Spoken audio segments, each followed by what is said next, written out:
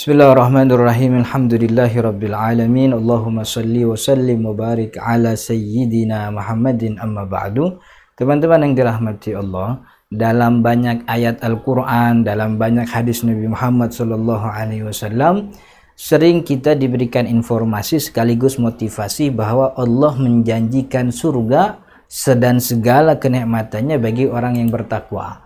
Salah satunya yang Allah jelaskan dalam surat ini, ayat ini, wasari'u ila magfiratin min rabbikum wa jannatin arduhas samawati wal ard uiddat lil muttaqin, surga yang memang disediakan untuk orang-orang yang bertakwa.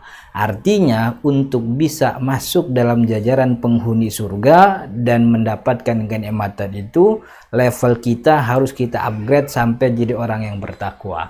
Dan puasa adalah ibadah yang jalurnya membawa kita menjadi orang yang bertakwa. Kata Allah Subhanahu wa taala dalam ayat Al-Qur'an yang mungkin kita hafal karena setiap Ramadan diulang, la'allakum tattaqun, agar jadi ibadah puasa ini diwajibkan bagi kita agar kita menjadi orang yang bertakwa. Itu berarti keutamaan daripada puasa adalah mengantarkan kita untuk masuk dalam jajaran penghuni surga.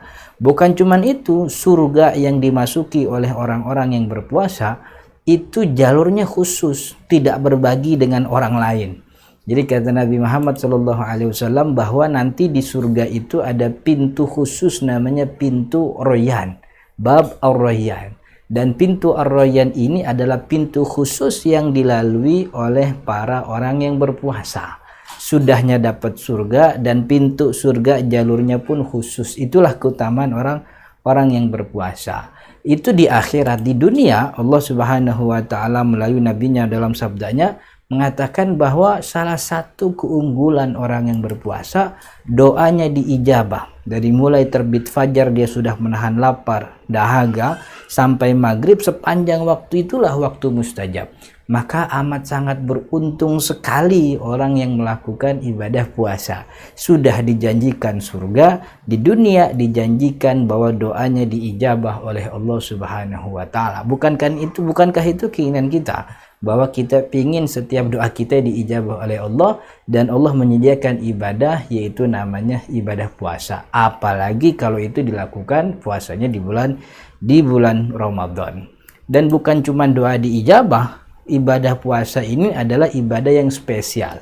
Karena spesialnya ibadah puasa, ibadah Ramadan, maka pahalanya pun Allah tidak spesifikan. Dalam arti gini, kita sering mendengar Nabi Muhammad mengatakan dalam sabdanya, orang yang ikut sholat jenazah, mengantar jenazah, pahalanya banyak seperti 2 gunung Uhud begitu. Orang yang sedekah nanti Allah ganjar 10 kali lipat dari sedekahnya, bahkan 700 kali lipat. Orang yang begini dapat begini. Tapi kalau puasa, kata Nabi Muhammad dalam sabdanya menyampaikan tentang hadis qudsi bahwa kata Allah, ini puasa untukku, aku yang langsung ganjar pahalanya. Jadi maksudnya begini, kalau saja ibadah-ibadah Allah jelaskan pahalanya dan ibadah puasa Allah tahan penjelasan tentang pahalanya, tentu kan ada kemahabesaran Allah yang dipertaruhkan. Ada kemahasucian Allah yang dipertaruhkan untuk mengganjar orang yang berpahala. Apa iya dengan maha besarnya Allah, Allah hanya memberikan pahala yang sedikit? Tentu pahalanya sangat besar.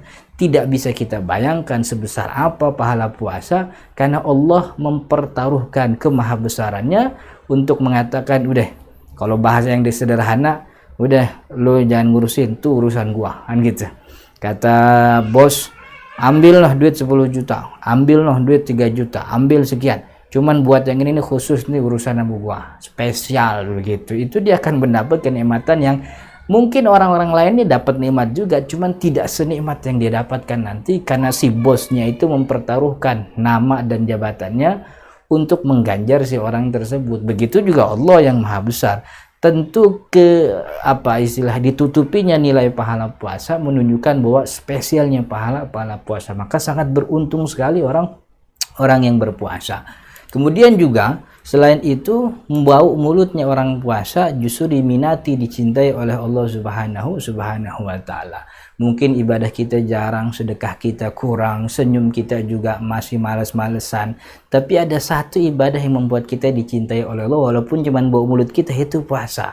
itu kan bisa jadi andalan nanti kita di akhirat, bahwa kita adalah orang yang berpuasa yang bau mulut kita dicintai, disukai oleh Allah Subhanahu wa taala. Ini 5 keutamaan yang akan didapatkan bagi orang yang berpuasa. Di samping itu tentu masih banyak, tapi 5 keutamaan ini kita cukupkan sebagai motivasi. Mudah-mudahan kita terus kuat dalam hal ini untuk menjaga ibadahnya, menjaga ibadah kepada Allah, dan juga menjaga perintahnya dalam hal puasa Ramadan. Mudah-mudahan ada manfaatnya.